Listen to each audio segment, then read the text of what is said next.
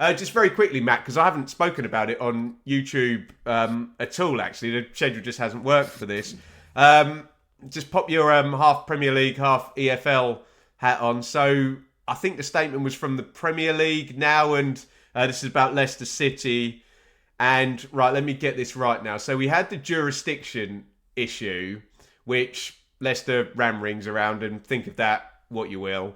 But that is now not an issue. So kind of on behalf of the EFL, the Premier League can now, which I think even the most biased Leicester fan would admit is the right thing in terms of enforcing the laws.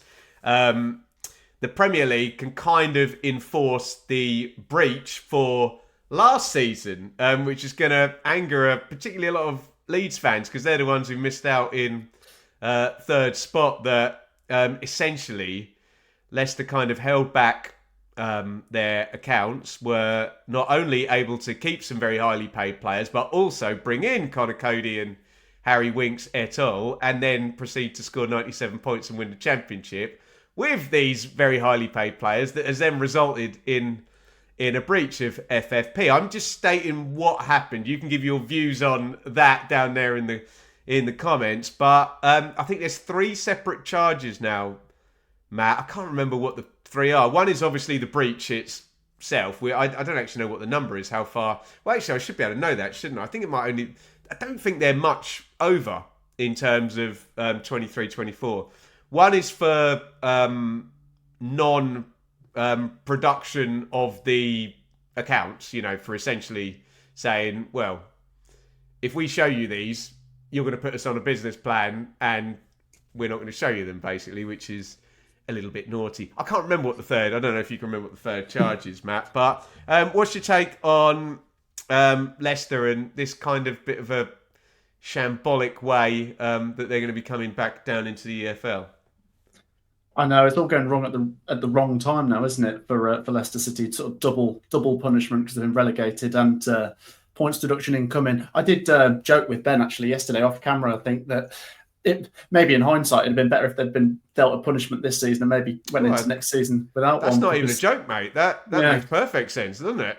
Well, yeah, that's it. They've been relegated anyway, despite obviously fiddling around. Well, they didn't even fiddle around. They just found a way through the legislation earlier this season, didn't they? So, it is massively concerning for Leicester City. And it's going to be a lot of change, isn't it? Of course, at Leicester, because I don't think we know for certain if Van Nistelrooy is going to be there. Jamie Vardy going is sort of like the end of an era, a relegation as well. And then you chuck this onto the pile. I'm curious to see what the points deduction might be, Ben, because that could have a big impact on where they might finish next season. That said, and I'm sorry, I do repeat myself a lot with this, I'd still expect them to be right up there next season, Ben. Yeah. And I know a lot of people are going to say, but it's too much change, it's too much chaos, it's a points deduction. It's very easy for people in between seasons to get carried away. I mean, I remember the chatter about Sheffield United in the summer last year, Ben. Oh, no, 2 points deducted and this, that and the other. They haven't got all the players. They're going to struggle. They did brilliant recruitment just towards the start of the season. And then look at where they've finished, Ben. So, it's not great. It could be the difference, Ben, between them maybe finishing top 2 and just inside the playoffs instead. But still expect them to be a real force next season. But I suppose we'll just have to wait and see what the points deduction is. But they have been found out this time.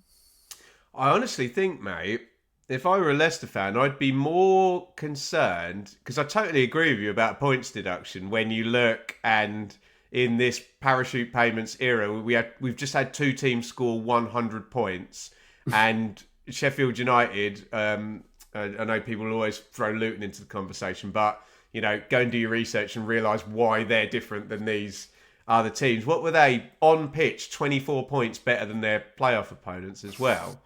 I think the true power in the actual sanctions would actually be a business plan or an embargo, because if Leicester are put on a business plan, all of a sudden it will be your wage bill needs to come from here to here.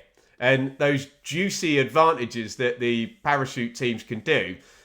And it's not always transfer fees, Matt. It's things like, can you get a really, really good loan player? Take Southampton and Taylor Harwood-Bellis on a really nice wage. If there's a business plan that says you can only pay this much, then you can't get that player. So there's almost a sense that the approved business plan or the transfer embargo, to your point, would probably be far more damaging to a team trying to leverage the advantage of parachute payments than a points deduction, when everyone's saying, well, take Leicester's squad, if not much changes, you probably need to deduct 25 points of them for them not to get in the playoffs or something. So do you take my point?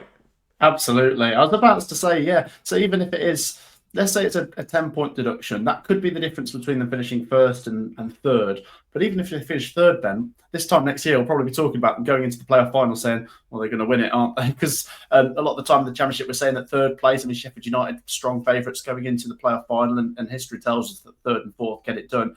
I completely agree with your point about a transfer embargo being more damaging for Leicester City, because obviously Jamie Vardy is going.